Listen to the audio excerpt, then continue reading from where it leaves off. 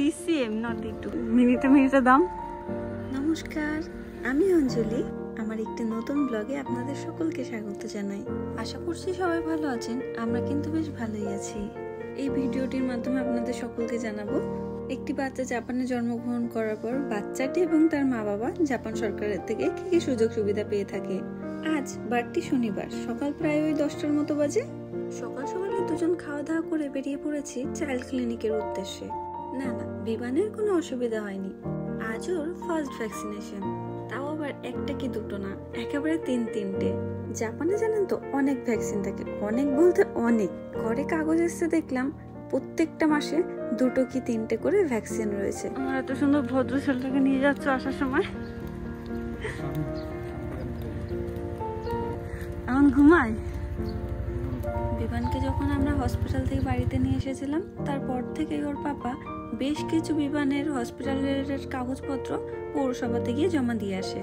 আর বিমানের 1 মাস কমপ্লিট হওয়ার পর ওর যে লাস্ট চেক আপটা হয়েছিল, তখনই ডক্টর বলে দিয়েছিলেন আমাদের ঘরে বিমানের ভ্যাকসিনেশন রিলেটেড কাগজপত্র পৌরসভা থেকে পাঠানো হবে, সেগুলো নিয়ে আমরা বাড়ির আশেপাশে থাকা ক্লিনিকগুলোতে দেখাতে পারবো।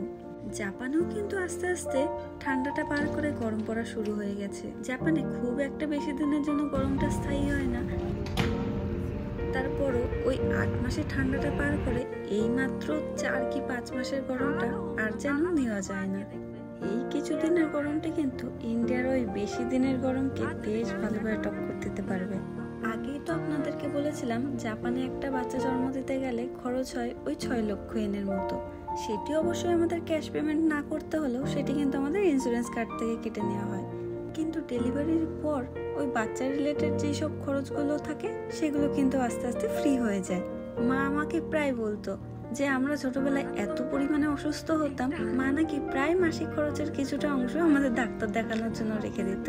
কিন্তু আমাদের কিন্তু সেই সেভিংসটা বিমানের জন্য করতে হবে না।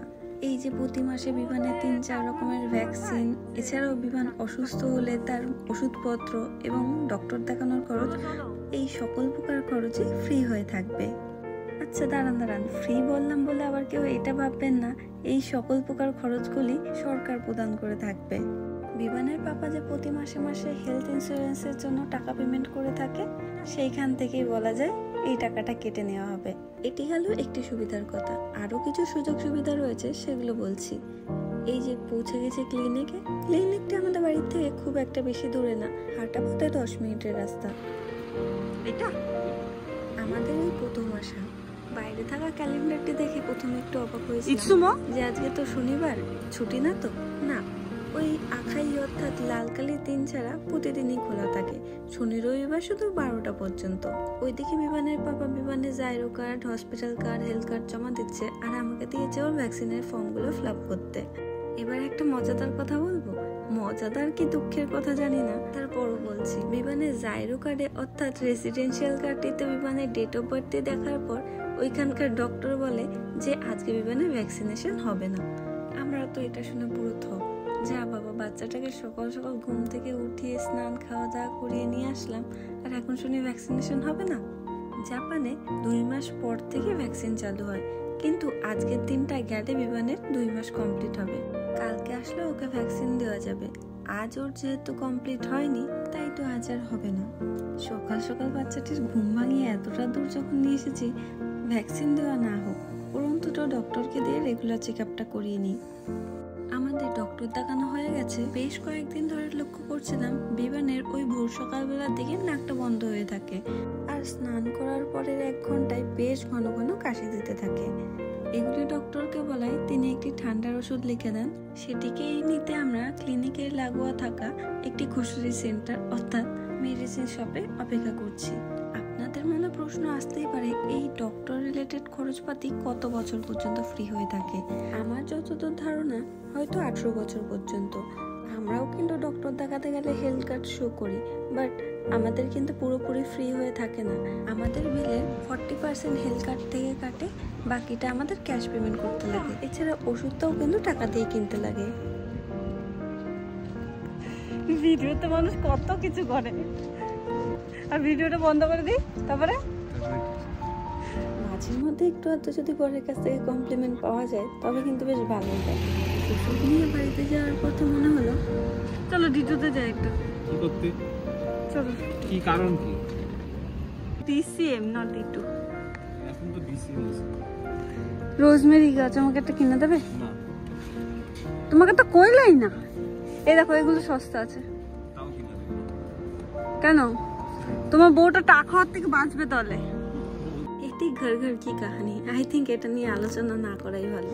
এসেছিলাম একটু ডিসিএম এ ঘরের কিছু নিত্য প্রয়োজনীয় টুকটাক জিনিস নিতে, পাশাপাশি এই সকল ঘর সাজানোর জিনিসগুলোকে একবার ঘুরে দেখতে। আমার গাছপালা দেখতে লাগাতে ভীষণই ভালো লাগে এবং জেদের বসে কয়েকটি বাড়িতে লাগিয়েওছি, কিন্তু আমার বরের বক্তব্য আমি নাকি বিবানকে দেখে এই সকল গাছপালার ভালোভাবে যত্ন করতে পারবো না, তাই তো সে আমাকে গাছ কিনে দিতে নারাজ।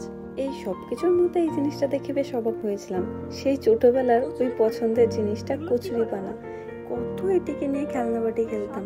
আর এখন দেখুন এই এক পিস কচুরিপানার দাম নাকি জাপানে 107 yen, যেটা বলা যায় আমাদের ভারতীয় টাকায় 70 টাকার মতো। যাক চলুন ভেতরটা একবার আপনাদের ঘুরে দেখেন, ভেতরে কি কি জিনিস পাওয়া যায় ঘর সাজানোর। এছাড়া বলবো আর কি কি সুযোগ সুবিধা পেয়ে থাকি। আমি যখন জাপানে এসেছিলাম তখন এই দোকানটার নাম ছিল ডিটু, কিন্তু এখন অন্য একটা কোম্পানি কিনে নেওয়ার এটার নাম চেঞ্জ হয়ে গেছে ডিসিএম। একজন সর্বগুণা সম্পন্ন মেয়ের উদাহরণে সবসময় বলা হয় মেয়েটি চণ্ডীপাঠ থেকে শুরু করে জুতো সেলাই সব পারে, ঠিক সেই রকম বলা যায় এই দোকানটি।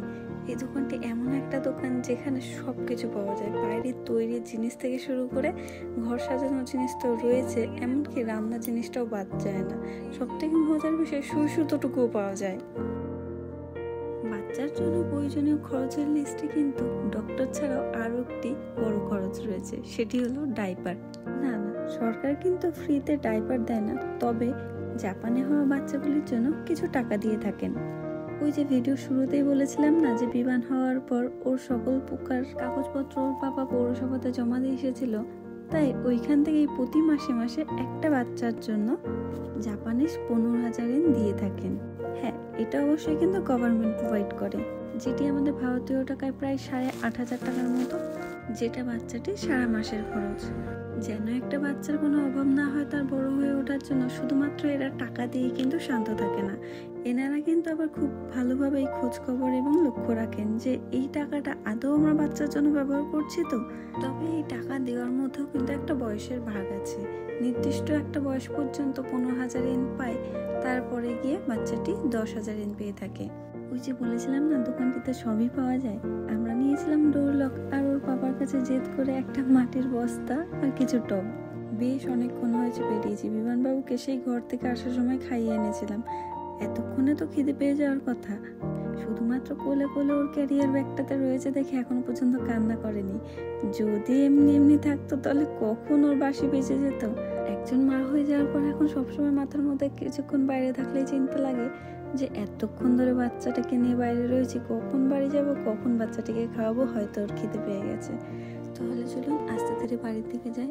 আর সর্বশেষ সুযোগের কথা বলে দিই, বাচ্চা একটু বড় হলে মা বাবার মাথায় আসে যে বাচ্চাটা বড় হয়েছে, বাচ্চাটাকে স্কুলে ভর্তি করতে লাগবে।